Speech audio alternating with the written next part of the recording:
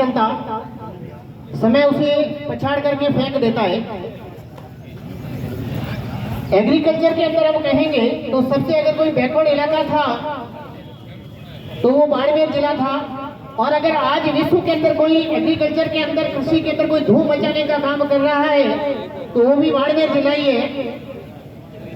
जब से आदरणीय कैलाश भाई साहब ने कृषि विभाग को संभाला है, नई नई टेक्नोलॉजी के माध्यम से, एफपीओ के माध्यम से जिस प्रकार से किसानों के अंदर एक नई क्रांति जगाने का काम कर रहे हैं, उम्मीद करते हैं कि आदरणीय गिरधर सिंह जी, आदरणीय स्वरूप सिंह जी, आदरणीय कुमार सिंह जी, आदरणीय जालम सिंह जी और उनकी पूरी टीम जो लगी हुई है कि जिस प्रकार से राजस्थान का पहला जो रजिस्टर्ड एफपीओ था, ये हम सब बाड़मेर जिले के लिए गौरव की बात है कि वीरात्रा कृषि उत्पादन प्रसंस्करण एवं विपणन सहकारी समिति लिमिटेड चौहट्टा आदरणीय आदुराम जी वैसा एवं आदरणीय अमर सिंह जी की मेहनत से सफल हुआ।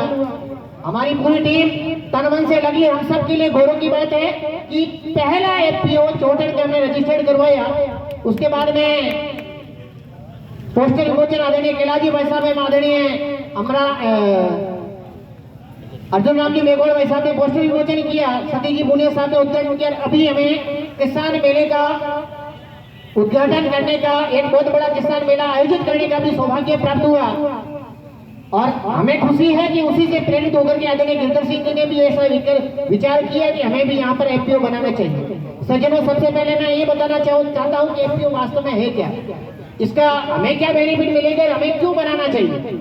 सबसे बड़ी चीज है कि हमारे अंदर हम सब कुछ कर सकते हैं, पर जहां पर देने की आवश्यकता होती है वहां हम पीछे खिसक जाते हैं।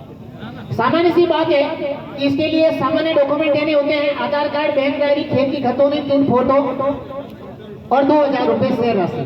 सबसे बड़ी चीज है कि जो शेयर राशि होती है वो भी आपके खाते के अंदर जमा रहती है। एक निश्चित समय के बाद आपको लगता है कि मुझे इसका मेंबर नहीं रहना, वो आप शेयर राशि भी वापस ले सकते हैं, यानी शेयर राशि के बारे में आपको कोई चिंता करने की आवश्यकता नहीं। दूसरी बड़ी चीज होती है कि हम ये एफपीओ के मेंबर्स क्यों बने, तो इसके बारे में भी आपको ज्यादा चिंतित करने की आवश्यकता नहीं, क्योंकि अगर अपन देखेंगे कि किसी भी चीज में अगर अपन समूह में जाकर के बात करते हैं तो निश्चित रूप से कहीं न कहीं उस बात में वजन भी होता है। आज मैं यहाँ खड़ा हूँ तो निश्चित रूप से मैं इसी वजह से खड़ा हूँ क्योंकि मैं एक समूह का सदस्य हूँ।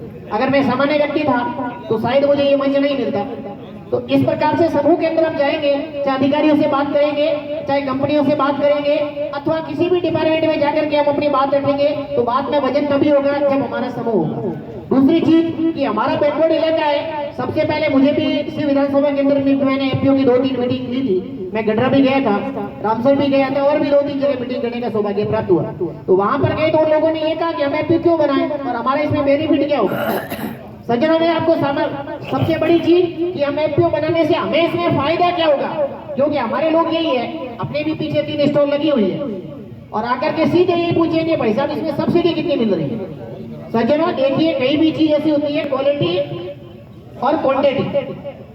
सबसे पहली चीज है कि हम क्वालिटी और क्वांटिटी से बढ़कर के अगर इसके बारे में और सब्सिडी के बारे में अगर हमने पहले मन में विचार लेके आए ना तो अपने आप को स्थापित करेंगे, हम एफपीओ बनाएंगे या उसको विकसित करेंगे। मुझे नहीं लगता कि हम उसमें सफल हो पाएंगे। पहली चीज है कि अगर आप उसको स्टैंड करना चाहते हो कभी ये चिंता मत करो कि हमें क्या करना है, कितना फायदा होगा। पहले आप आगे बढ़ने के लिए सोचो। मुझे बहुत बड़े गर्व के साथ मैं कह सकता हूँ कि चौहट्टा एफपीओ के अंदर 50 ग्राम पंचायतों से आज हमने लगभग 750 के आसपास मेंबर बना दिए और मुझे ये सब कहते हुए बड़ा गर्व हो रहा है कि हमारे एफपीओ के अंदर मठाधीश भी शामिल है। हमारे एफपीओ के अंदर बड़े बड़े 50 ग्राम पंचायतों में से लगभग 30 से 35 सरपंच भी शामिल है। मैं उम्र के अंदर सबसे छोटा हूँ पर फिर भी उन सब ने मेरे ऊपर विश्वास जताया। आज मैं गर्व के साथ कह सकता हूँ कि हमारी एफपीओ की 10 कंपनियों के साथ डील हो चुकी है। हम उनकी डीलरशिप प्राप्त कर चुके हैं। हमारे जो मेंबर हैं उनको हम विशेष 10% सब्सिडी के, जो मार्केट में चीज मिलेगी उसे 10% सब्सिडी के अंदर माल अवेलेबल करवा रहे हैं। और सबसे बड़ी चीज कि अति शीघ्र वीरात्रा एफपीओ वार की एक फैक्ट्री भी संचालित करने जा रहा है, जिसके अंदर जब वो मार्केट में दाड़ा लेने के लिए जाते हैं उस दाड़े की औसतन कीमत होती है जो 34.5 किलो को कट्टा आता है, उसकी कीमत लगभग 1400-1450 रुपए।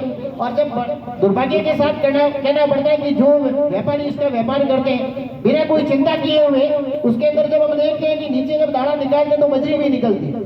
सज्जनों, विरात्रा एफपीओ ऐसा नहीं करेगा। विरात्रा एफपीओ शुद्ध रूप से किसानों से जो मार्केट के अंदर जो गुआर वो बेचेंगे, मार्केट से महंगा लेगा, उसको बेनिफिट देगा। जो इसके अलावा भी जो एफपीओ का मेंबर है उसको विशेष बेनिफिट देगा। उसके बाद में जो उसकी चूरी होगी उससे शुद्ध दाला बनाएंगे, मार्केट से हम सस्ता बेचेंगे और जो कम होगा उसका प्रॉफिट होगा वो भी किसानों के बीच में, जो उनके सदस्य हैं उनके बीच में बांटने का काम करेंगे।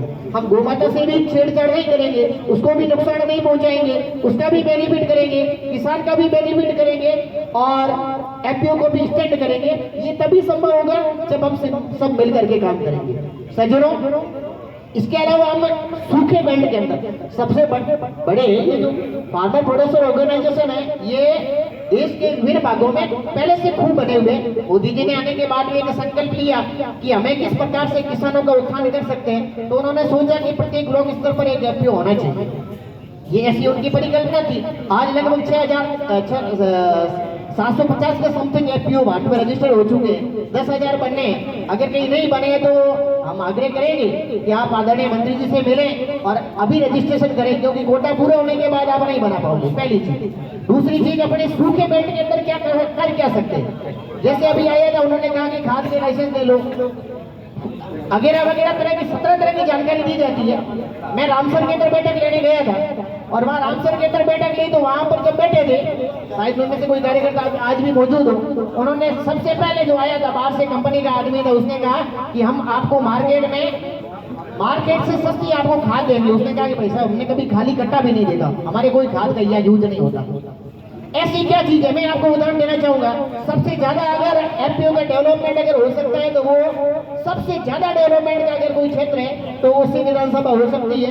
क्यों हो सकती है? क्योंकि मैं आपको बताना चाहूंगा कि जब केर की और सांगरी की सीजन आती है तो जो केर और सांगरी मार्केट में 2,000 रुपए पर किलो जाती है, अपने वहां पर वो बकरियां खा के पूरी करती है। आपने देखा होगा कि गडरा बेल्ट इस मामले में बहुत एक्टिव है और गडरा बेल्ट की जब ये सीजन चलती है केर और सांगरी की, तो हमेशा प्रतिदिन जो बस जयपुर टू गडरा आती है वो भर करके जाती है और वो सांगरी वहां पर 2,000 रुपए पर किलो में जा रही है। हमने भी हमारा एक प्रोडक्ट उतारा है।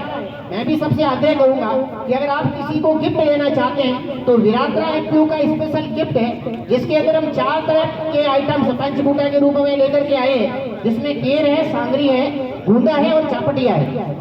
इसकी सबसे बड़ी विशेषता क्या है कि वो 100% जैविक है। जिसको भी आप गिफ्ट दोगे, अगर आप खिलौना ले जाओगे, तस्वीर ले जाओगे, कुछ भी ले जाओगे, तो वो यूज एंड थ्रोबल चीज होती है, यानी उनके कोई काम नहीं आते, क्योंकि इस प्रकार की नई गिफ्ट उनके पास पहले से होती है। पर अगर आप इस प्रकार की चीज दोगे तो निश्चित रूप से उसको देखेगा, खोलेगा और उसकी सब्जी बना करके पेट में भी जीवेगा, तो निश्चित रूप से आपकी आत्मा उस विरात्रा एफपीओ के माध्यम से जिसको आप गिफ्ट देने चाह रहे हो उनसे आपके दिल मिलेगी। सज्जनों, इस प्रकार का डेवलपमेंट ये जो शिव का बेल्ट है, गडरा का बेल्ट है, रामसर का बेल्ट है, ये भी कर सकता है। पर आवश्यकता है यहाँ पर उठने की, जगने की और दौड़ने की। सबसे पहले इसके अलावा ही अगर अपन बात करेंगे तो जैसा कि अभी एक नई चीज ड्रोन के माध्यम से हम लेकर के आ रहे हैं। आपने देखा होगा मोदी जी ने भी एक ड्रोन का उद्घाटन किया था। ड्रोन के अंदर है क्या? अभी हमारे पास भी कई तरह की मशीनें हैं, जिसके अंदर आपको मैं बताऊं कि इलेक्ट्रॉनिक से चलने वाली है, पेट्रोल से चलने वाली है, हैंड मशीन है, वो सारी चीजें हैं। पर कुछ नया ड्रोन, यानी जिसकी मार्केट कीमत लगभग 8.5 लाख से 10 लाख के बीच में है, उसके अंदर सबसे नई चीज है कि उसके अंदर एक सेंसर लगा हुआ है जो नया ड्रोन आ रहा है, और उस सेंसर के अंदर जब जिस फील्ड के अंदर उस ड्रोन का छिड़काव करना चाहते वो उसके अंदर फीड करना पड़ेगा।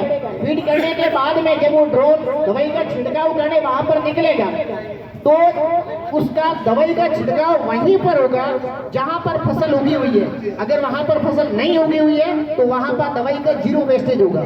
सबसे बड़ी चीज, अगर उसके अंदर कोई खेजड़ी वगैरह वगैरह कुछ भी है तो वहां पर दवाई का छिड़काव नहीं होगा, ड्रोन उससे नहीं टकराएगा। तीसरी सबसे बड़ी चीज कि जहां पर उसके ऊपर उसके अंदर स्पेशल सेंसर और कैमरे लगे हुए हैं, जैसे फॉर एग्जाम्पल जीरे के ऊपर वो घूम रहा है और जब वो उस जीरे के ऊपर जाएगा तो उसको फोटो खींचेगा। फोटो खींच करके आदमी का एक्सरे लेकर के बीमारी कैसे बताई जाती है कि भैया शरीर के इस भाग पर फलानी दिक्कत है, ठीक उसी प्रकार से उस खेत की फसल की भी वो एक्सरे खींचेगा। उसके अंदर आप मेडिसिन डाल सकते हैं और वहां जाकर के वो छिड़काव करेगा कि इस अंग को इस दवाई की आवश्यकता है। इससे ज्यादा गवर्नमेंट क्या कर सकती है सज्जनों? जब तक सरकार अपने खूब फैसिलिटी दे रही है, सरकार अपने को खूब सुविधाएं दे रही है, पर सबसे बड़ी दिक्कत है, बड़े दुर्भाग्य का बात है कि मामे का ब्याह है, माँ जमा होने वाली है, पर अपन अभी भी सोच रहे हैं कि कहीं नमक सब्जी के अंदर नमक ज्यादा तो नहीं डाला हुआ है। सज्जनों, इसके लिए तो आपको मैदान में आकर के टेस्ट करना पड़ेगा। जब तक अपन दूर बैठे सब्जी को देखते रहेंगे कि नमक ज्यादा है या मिर्ची ज्यादा है, तब तक उसका आनंद नहीं ले पाएंगे। अगर आप चाहते हो तो अगला डिपार्टमेंट क्या होगा, आदरणीय मंत्री जी के पास अगला मंत्रालय कौन सा रहेगा, ये केंद्र सरकार का मामला है। और हमारे लिए सबसे खुशी की बात है कि एग्रीकल्चर डिपार्टमेंट में बाड़मेर जिला सबसे ज्यादा पिछड़ा हुआ था, और अब अपने पास में स्कोप लेने की बहुत अभी हमने एक एग्जीबिशन लगाया था 26 जून को। लगभग 40 कंपनियों ने पार्टिसिपेट किया था, 14 कंपनियों ने अपने स्टॉल लगाए थे चौटन के अंदर। तो इस प्रकार से बड़ी बड़ी कंपनियां अगर यहाँ आ रही है तो वो क्यों आ रही है, उनको स्कोप लग रहा है। गोंद एशिया का सबसे बड़ा गोंद उत्पादक अगर कोई क्षेत्र है तो वो चौटन और सीव है, इसकी बहुत बड़ा स्कोप है, पर अपन इसके बारे में चिंता कर ही नहीं रहे, अपन उसी के पीछे लगे। जैविक बाजरा, मैं आपसे आग्रह करूंगा कि आप एफपीओ के अंदर आइए और जैविक के सर्टिफिकेट लीजिए। जैविक के सर्टिफिकेट लेने के बाद में जो अपना बाजरा जिसकी अपन कोई कीमत नहीं है, जो जानवरों को सामान्यतः खिलवाते हैं, अथवा यहाँ पर अपने एक परंपरा भी बनी हुई है कि अगर 50 बोरी बाजरा है तो भी अपन उसको स्टोर करेंगे, उसको खाएंगे नहीं। अगले साल और जमाना आएगा, फिर पीछे वाला खोलेंगे, तीसरे साल वाला ये पुराना होता जाएगा, आधी इली खाएगी, आधा खराब होगा, अपन उसका उपयोग नहीं कर पाते हैं। सज्जनों, जैविक बाजरे की कीमत मार्केट में 2 से 3 गुना होती है। अपन उसके माध्यम से जैविक का सर्टिफिकेट ले और मार्केट के अंदर जैविक बाजरा के नाम से उत्पाद उतारे, और उस उत्पाद उतारने का सबसे बड़ा माध्यम कोई बन सकता है तो एफपीओ बन सकता है। इसीलिए एफपीओ को अपने को रजिस्टर्ड करवाने की आवश्यकता है। इस प्रकार की और भी अनेक प्रकार की कई चीजें होती है जिसके माध्यम से अपन सारे मिलकर के, जैसे फॉर एग्जाम्पल मैं एक जीरे का दूंगा, अगर अपन जीरे की बात करेंगे तो सामान्यतः जो जीरा होता है जिसकी कीमत 200 के आसपास से शुरू होती है और 500-600 रुपए तक का विभिन्न प्रकार का जीरा होता है।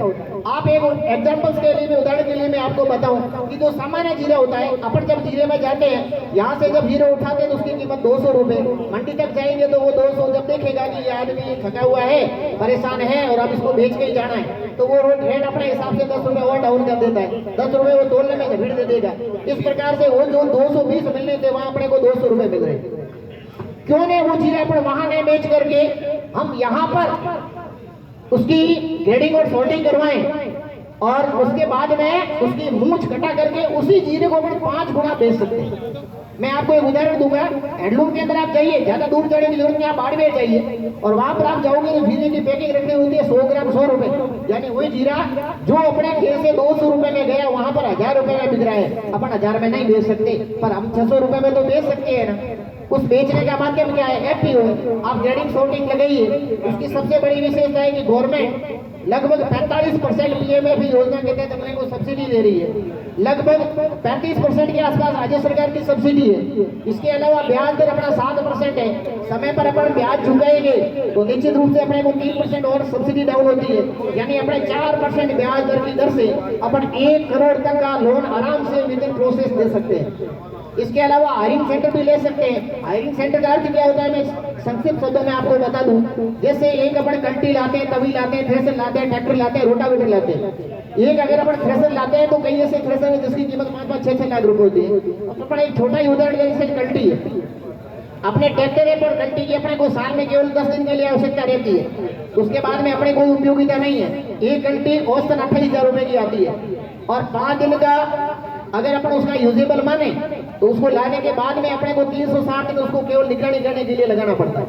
सज्जनों, हायरिंग सेंटर के अंदर ये होगा कि आप केवल 5 दिन के लिए उसी कंटी को किराए पे ला सकते हैं, आप तभी को किराए पे ला सकते हैं, आप ट्रैक्टर पे किराए पे ला सकते हैं। इस प्रकार का हायरिंग सेंटर का प्रोसेस होता है और उस हायरिंग के सेंटर के माध्यम से किसानों की भी फायदा होगा, एफपीओ को भी बेनिफिट होगा। और अगर अपन कहें कि नवीन तरह की जो टेक्नोलॉजिकल मशीनें होती है उसके लिए आपको भटकने की भी आवश्यकता नहीं होगी। सज्जनों, इसके अलावा मैं आपको एक और उदाहरण दूं कि निराई करने की, अपनी भाषा में कहते हैं निदान करने की मशीन अगर आपको कहीं चाहिए, अगर आपको यहाँ पर अगर अपन देखेंगे कि सबसे ज्यादा जो विशेष करके महिलाओं के लिए कि खेजड़ी के ऊपर चढ़ना, लूम उतारना, या सांगरी उतारना और उस वक्त नीचे गिरने से कई तरह की दुर्घटनाएं होती है। इन सब से बचाव के लिए विराट एफपीओ ने एक नवीन टेक्नोलॉजी की मशीन भी लॉन्च की है। उसके तहत आप नीचे खड़े खड़े लगभग 18 फीट तक के ऊपर के डाले को काट करके नीचे गिरा सकते हैं। इसके अलावा जो सांगरी है उसको भी आप नीचे खड़े खड़े आराम से उतार सकते हैं। और ये सब चीजें अगर के और सांगरी में बताऊं कि विराट एफपीओ ने गड्रा रोड बेल्ट से, केवल गड्रा रोड बेल्ट से लगभग 10 क्विंटल सांगरी और 6 से 7 क्विंटल केर हमने इकट्ठे किए हैं। आज भी हमारे पास मौजूद है। किसी सज्जन बंधु को अगर चाहिए तो ले सकता है, किसी को बेचना चाहिए, बेचने हैं तो हमारे पास आ जाए, लेना है तो भी हमारे पास आ जाइए। हम स्पेशल ब्रांड के अंदर उनको देंगे, अच्छी क्वालिटी देंगे। कहने को तो और भी बातें हैं, कभी आएंगे तो मिलेंगे, बैठेंगे, बात करेंगे। और भी कई बंधुजन आए हैं, उन्हें भी अपना विषय रखना है, इसीलिए मैं मेरी बात को विराम देता हूँ। बहुत बहुत धन्यवाद।